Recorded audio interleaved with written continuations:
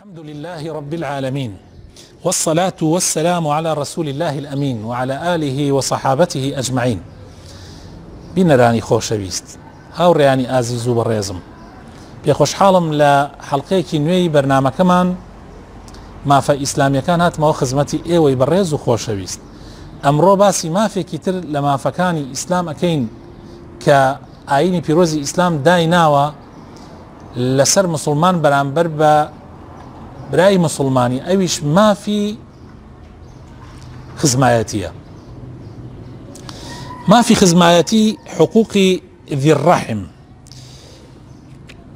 پێشا بە پێناسەیەکی ڕەحم بکەین. ڕەحم یعنی چی؟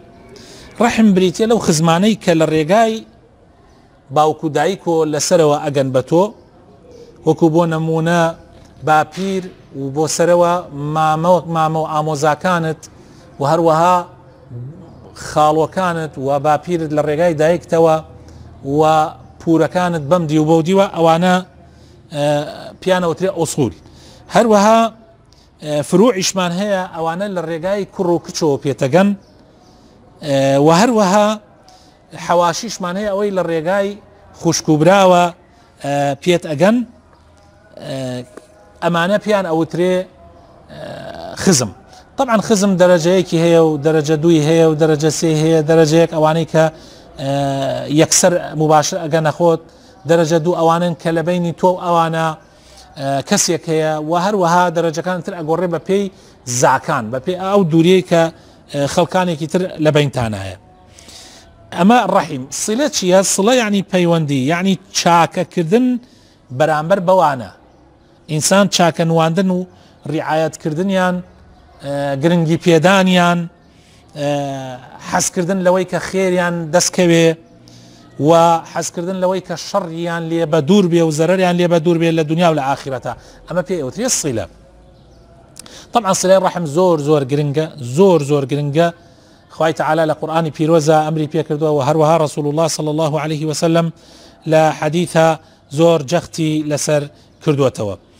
ئێمە ئین شاء الله تعالی ئەگەر خوای پەروەردگار یارمەتیمان بدا، هەوڵ ئەدەین کورتەکەینەوە لە چەند خاڵێکە بە ئیزنی خوای پەروەردگار ئەم حەقانە. یەکەم حەق سووربی لەسەر ئەوەی دائیم قازانج بە خزمەکانت بگا لە دنیا و لە ئاخرەتا و زەرەریان لێ بەدوور بێ. خوای تەعالی بە پێغەمبەر فەرمێ صلی الله عليه وسلم وأنذر عشيرتك الأقربين. ئەم ئاینی پیرۆزی ئیسلامە یەکەم کەس کە مستحقت تۆ پێی بگەێنی خزمە نزیکەکانتە، عشيرتك الأقربين. سورة الشعراء آياتي 204. هەروەها رسول الله صلى الله عليه وسلم دوای ئەوەی ئەم ئاەتە دابەزی خزمەکانی خۆی کۆ کردەوە لە عشیرەتەکەی هەمویان لە پاڵی لە خوارەوەی گردی سەفا و خۆی چووە سەر گردی سەفا و دانە دانە ناوی عشرەتەکانی ئەهێنا، تیرەی عشرەتەکانی خۆی عشرەتی قوڕیش و ئینزاریەکردن بەم دینە، ئینزاریەکردن کە ئەو پێغەمبەری خوایە و خێری بۆ ئەوانەیە و ئەم خۆی هیچی لەدەست نایە مەگەر ئەوان خۆیان فریای خۆیان بکەون، بۆیە با فریای خۆیان بکەون و ئیمان بە ئاینی پیرۆزی ئیسلام بێنن و پابەندی ببن. دووهەم حەق لە حەقەکانی خزمایەتی خۆشەویستەکانم ئەوەیە کە هەواڵپرسینیان بەدەمەوە بوونیان لە کاتی پێویستیە، لە کاتی خۆشی و ناخۆشیە تۆ بەدەمیانەوە بی، لە کاتی خۆشی و ناخۆشیە دڵسۆزی خۆتیان بۆ بنوێنی. پێغەمبەری خوا صلی الله علیه وسلم فەرمێ سەدەقەکردن بۆ کەسێکی مسکین یا بۆ ڕێگایەک لە ڕێگاکان، بۆ نمونە فی سەبیل الله، بۆ نمونە بۆ مزگەوتیان، بۆ هەر کارێکی تر، ئەوە خێرێکە، سەدەقەیەکە، خێرت دەسەکەوێت و زۆریش گرنگە.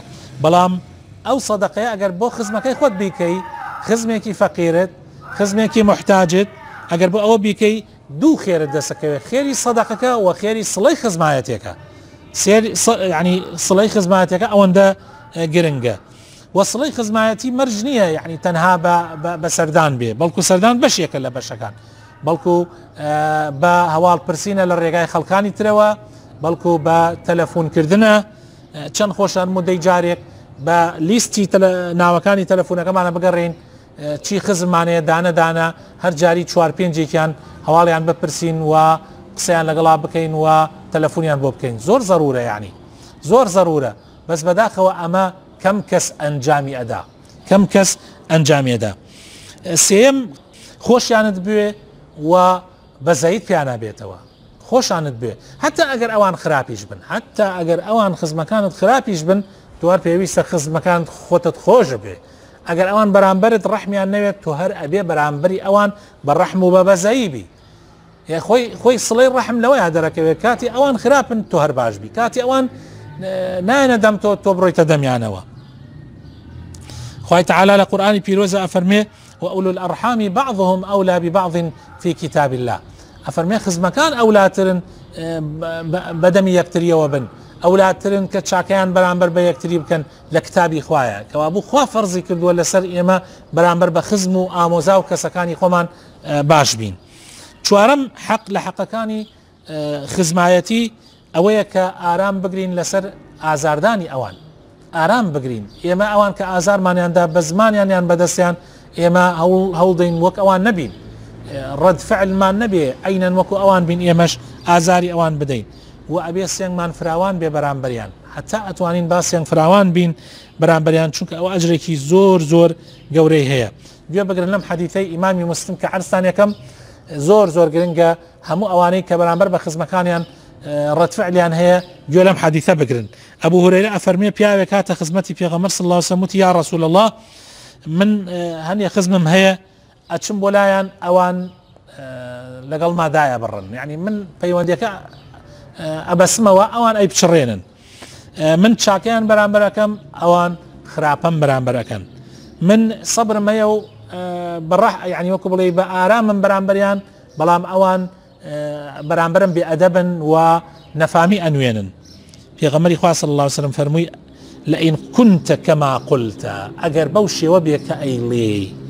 فكأنما تسفهم المل وەک ئەوە وایە هەموو جارێ خۆڵەکەوە بکەیتە دەم چاوانە ولا يزال معك من الله ظهير عليهم ما دمت على ذلك حتى تۆ لەسەر ئەمە بەردەوام بی حتى ئەم سیفەتە جوانت تیابێ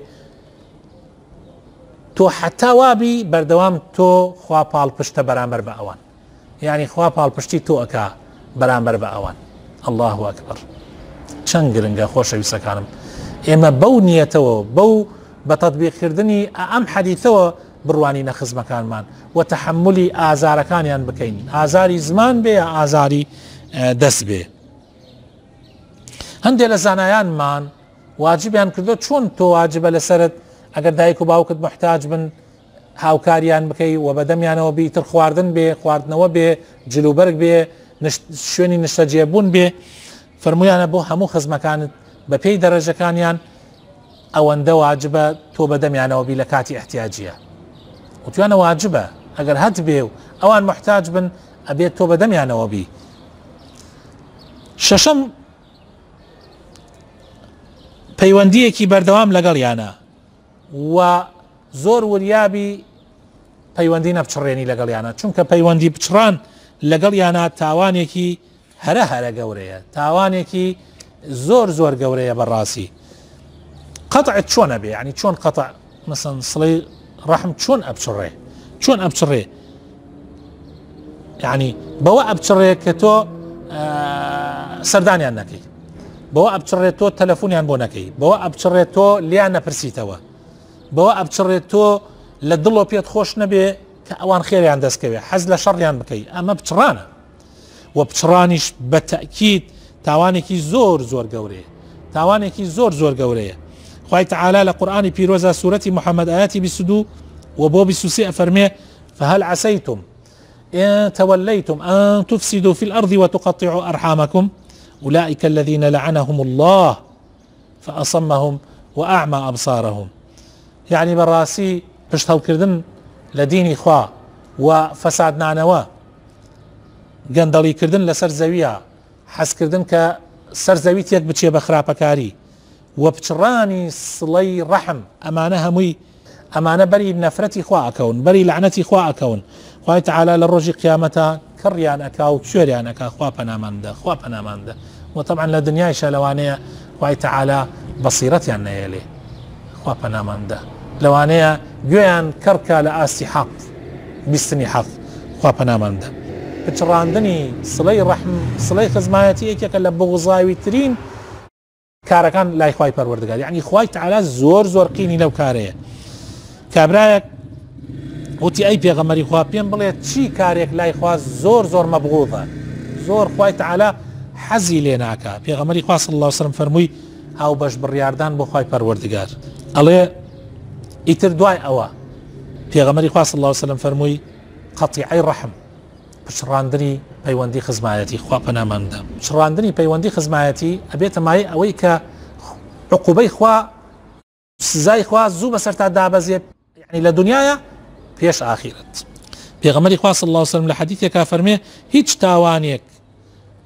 هیچ تاوانێک نییە کە خوای تعالی عقوبەکەی سزاکەی پەلە لێ بکا و زوو بهێنێتە سەر خاوەنەکەیە هەڵی نەگرێ بۆ قیامەت وەکو ئەم دوو تاوانە، یەک پچڕاندنی سڵەی خزمایەتی، دوو زوڵم و ستەمکردن. خوا پەناماندا پچڕاندنی سڵەی خزمایەتیە بێتە مای ئەوەی کەوا عملەکانت لای خوا قبول نەبێ. پێغەمبەری خوا ئەفەرمێ صلی الله عليه وسلم هەموو شەوانی جمعان، یعنی پێنجشەمە لەسەر جمعە عملەکانی ئینسان بەرزە بێتەوە بۆ لای خوای پەروەردگار، بەڵام خوای تعالی عملی کێ وەرناگرێ و ئەفەرمێ بیگەڕێنەوە جارێکان عملی ئەو کەسەی کە سڵەی خزمایەتی پچڕاندووە. و یەکێک لەو هۆکارانەی کە منعی ئینسانەکە بڕاتە بەهەشتەوە پچڕاندنی سڵەی خزمایەتیە. پێغەمبەر فەرمێ لا يدخل الجنة قاطع الرحم. لەبەر ئەوە هەتا ئەتوانن ئەم حەقە جێبەجێ بکەن، و ئەم حەقە طبعا دەرەجاتە پلە پلەیە، یعنی تۆ دایکت ئەولاترە وەکو پێغەمبەر فەرمێ صلی الله عليه وسلم ئەفەرمێ خوای تعالی وەسیەتی بە دایکان کردووە، پاشان وەسیەتی بە دایکان کردووە، پاشان وەسیەتی بە باوکان کردووە، پاشان وەسیەتی کردووە بە خزمەکان، ئیتر یەک لە دوای یەک بە پێی دەرەجات، دەرەجە یەک دەرەجە دوو ئاوە. ئەمەش حەدیثی پێغەمبەرە صلی الله عليه وسلم. حتى خوای تعالی لەبەر پیرۆزی سڵەی ڕەحم واجبی کردووە سڵەی ڕەحم لەگەڵ خزمی کافریشا بکەی، لەگەڵ خزمی کافریشە سڵەی ڕەحمت هەبێ. ئەسمای کچی ئەبوو بەکر خوای لە ڕازی بێ ئەفەرمێ دایکم هات بۆ لام لە کاتێکەوان لە مەدینە بوون، لە مەکەوە هاتوو بۆ لای لە کاتی پێغەمبەر صلی الله عليه وسلم، دایکی مشریک بوو، هاتوو بۆ لای جا ئەڵێ ڕۆژمە لای پێغەمبەری خوا صلی الله عليه وسلم وتم ئەی پێغەمبەری خوا لەگەڵ دایکمە سڵە بکەم، یعنی پەیوەندی لەگەڵ دایکمە بەردەوام کەم یابی بچڕێنم. پێغەمبەری خوا صلی الله عليه وسلم فەرمووی بەڵکو پەیوەندی بەردەوام بکە، با پەیوەندیت هەبێ لەگەڵ یا مەی بچڕێنە. ئەوە لە بوخاری و مسلیمە هاتووە. لە کۆتاییە ئەڵێم ئەو کەسانەی کە بەرامبەرەکەیانە نخراپە و ئەمان هەر بەردەوام چاکە بن، یعنی خزمی خراپیان هەیە و ئەمان چاکە بن، ئەوانە لە هەموو کەسێک زیاتر سڵەی ڕەحمیان جێبەجێ کردووە. وكو بيغمر فرمي صلى الله عليه وسلم ليس الواصل بالمكافئ ولكن الواصل الذي إذا قطعت رحمه وصلها. أفرمي واصل أو كسنية كوا قرب برامبركي بچراندي أميش بي بچرينه، بلكو واصلي حقيقي أو كسيكا أجر خزمكتش بچراندي تو هرني بچريني، أجر خزمكتش بچراندي تو هولدي پەیوەندیەکە بەردەوام بێ.